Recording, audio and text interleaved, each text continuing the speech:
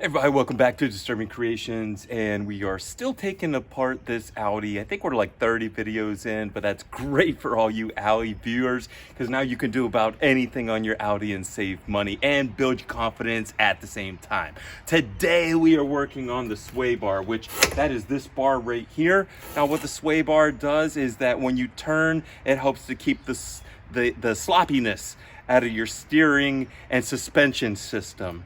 So sometimes what happens is you'll get these bushings that break and you can replace them. But once we get the sway bar out, I'll get you a close-up look so we can go over that bushings with you. Now, I already took out the two 13s on this side and there was two 13s on this side.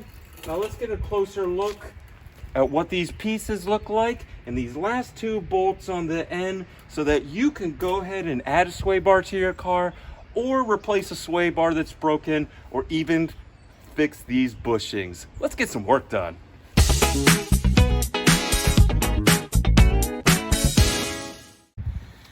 Okay, so right here where your sway bar connects into the sway bar link, and then here's the top of the link right here. So if you have to change a link, that's this little thing here. But we are just taking off the sway bar because I don't think the links are any good and we're not going to save those. So this is a 16 here and a 16 on the outside. So since we take the nut off, we put the ratchet on that 16 over there, and we're going to put just something over here, a 16, just to hold it steady so it doesn't keep screwing off.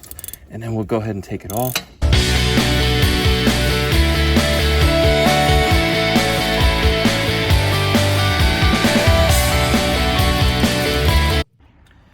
All right, so I did look at the link and it did look pretty good, so we kept it as well.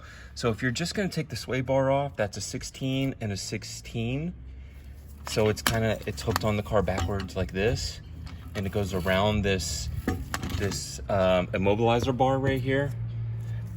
So, and on the top, that was also a 16 and 16. So I just kind of leave it together. So if you gotta change your link, that's just this little piece right here, and there's a rubber bushing in there, and sometimes they'll blow out and get old, and then you'll hear clink clink where the metal touches metal here, and it just won't do this piece as much service because it won't allow any flex, and then you'll just hear hearing clanking. And then when you come down where the bushing's supposed to be here, like it is over there, let's get a little zoom in. Then it'll start to eat that bushing out as well because this bushing isn't stabilizing. So if you have to change the link, I would do this. If you have to change the bar, I would go ahead and change the bar. But mostly what you're gonna do is links, and you might have to change those bushings. Now, I'm gonna go ahead and get out and show you what that bushing looks like a little more. Well, actually, let's just look at this one. So the bracket plate is just on the outside. There it is. So this is just the bracket plate that goes around, and then usually the bushing will have a split in it so you can open it and get it off the bar. And then that's just the bushing right there. Now you can get poly bushings, other type of bushings as well. So look, this one actually has a crack in it. So this is exactly what I'm talking about. So right there in the brake, this one is good, but this one has a little bit, and I can see a little bit like right here where it's starting to dry rot, but it's still a good bushing.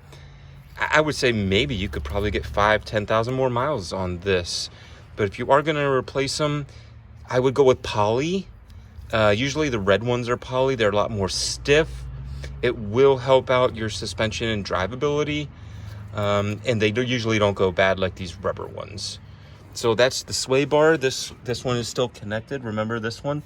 So we're just going to take the sway bar link out, and then it'll be connected to the sway bar itself.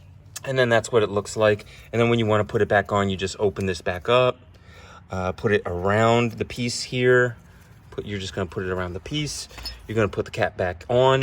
You're going to push it back up to where these two screws are. It's going to be locked in. And then you're going to take one of these 13s here, screw it on, and another one and screw it on the other side. And there you go, you reinstalled it.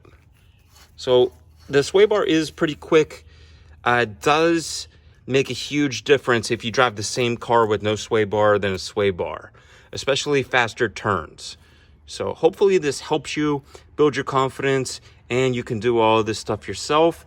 But since we're getting rid of this roller and recouping our money, we're either gonna sell this or use this on another.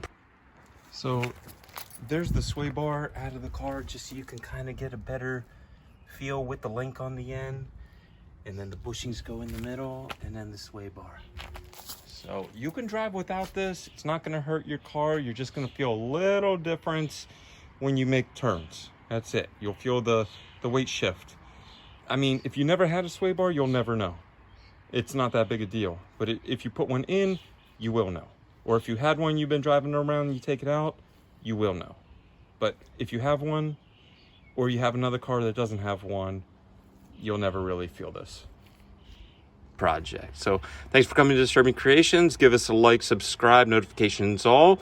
Especially if you're an Audi fan, we have a playlist with 30 Audi videos, especially on this A6 chassis. But a lot of this Audi stuff goes for other Audis, and even if you have a Volkswagen. So we appreciate it. Subscribe and have a great day.